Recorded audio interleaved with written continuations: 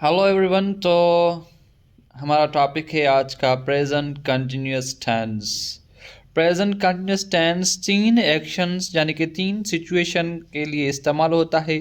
Number one, जो ऐसे actions happening at the time of speaking, ऐसे एक्शन जो टाइम ऑफ स्पीकिंग कंटिन्यू हो, यानी कि हम बोल भी रहे हों और वो काम हो भी रहे हों, यानी कि इस टाइम पर आप क्या जो भी कर रहे हो वो प्रेजेंट कंटिन्यूअस है। जैसे कि मैं आपको पढ़ा रहा हूँ, आप मेरा लेक्चर सुन रहे हैं, आप वीडियो देख रहे हैं। आपकी अगर साइड में कोई टीवी देख रहा है तो आप उसके लिए बोलोगे ही इज़ वाचिंग टीवी, यानी कि वो प्रेजेंट कंटिन्यूअस में ही आप लिखोगे। इंग्लिश में प्रेजेंट सिंपल में नहीं लिखोगे, ही वॉच टीवी नहीं लिखोगे, ठीक है। तो यानी कि ऐसे एक्शंस के लिए हम यूज़ करते हैं जो at the time of speaking continue हो। और जैसे कि मैं आपको पढ़ा रहा हूँ।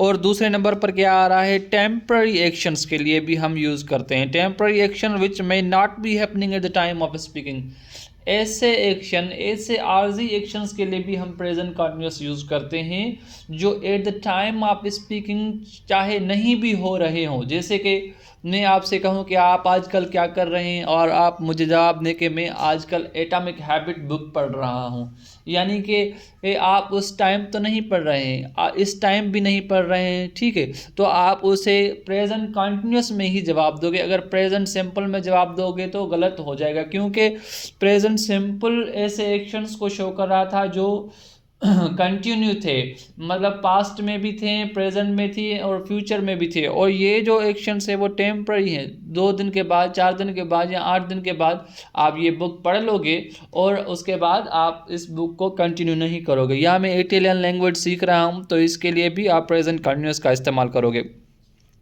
नंबर तीसरे पर आता है प्लान्ड।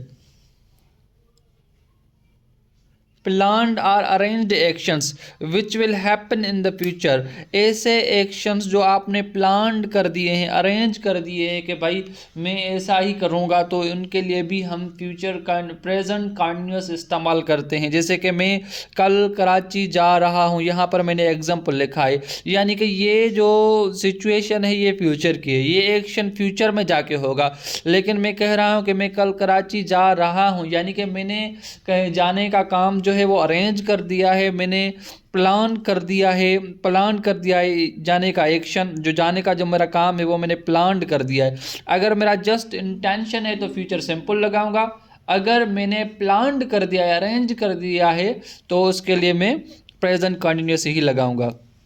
इसकी फॉर्मेशन की बात करें तो फॉर्मेशन है उसके सबसे पहले अफर्मेटिव सेंटेंस में सब्जेक्ट लगाते हैं, सब्जेक्ट के बाद प्लस में इज़ एम और लगाते हैं, प्लस में वी फोर यानी कि प्रेजेंट पार्टिसिपल लगाते हैं। उसके बाद क्या लगाते हैं, ऑब्जेक्ट लगाते हैं, ठीक है। नेगेटिव में सिर्फ क्या लगाते हैं, नेगेटिव में इज़ एम आर के बाद में हम नॉट लगाते हैं। इज़ एम आर इसके हेल्पिंग वर्ब हैं और इसके साथ प्रेजेंट पार्टिसिपल इस्तेमाल की जाती है। और इंटरोगेटिव में सिर्फ और सिर्फ हेल्पिंग वर्ब को निकाल करके हम एट द बिगिनिंग यानी कि सेंटेंस की शुरुआत में रख देते हैं, ठीक है।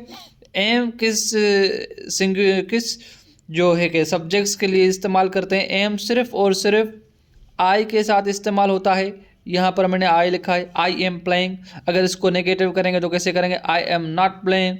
इंटरोगेटिव करेंगे तो हेल्पिंग वर्ब कौन सा है, एम है, एम को निकाल कर एट द बिगिनिंग रख देंगे, एम आई प्लेइंग। इज हम सिर्फ और सिर्फ किसके साथ यूज़ करते हैं, सिंगुलर फैमिली के साथ। She is dancing, they are she is dancing, he is talking to me, and it is working. तो इज़ इट जो भी हैं, he she it are singular name यानी कि सिंगुलर फैमिली जो भी है उसके साथ हम इज़ लगाते हैं। आर हम लगाते हैं प्लूरल फैमिली के साथ।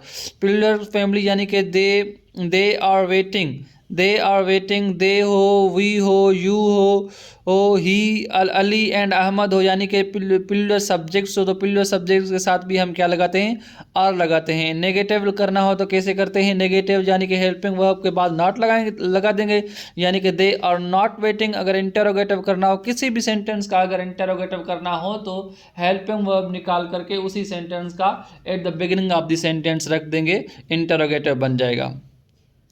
Thank you.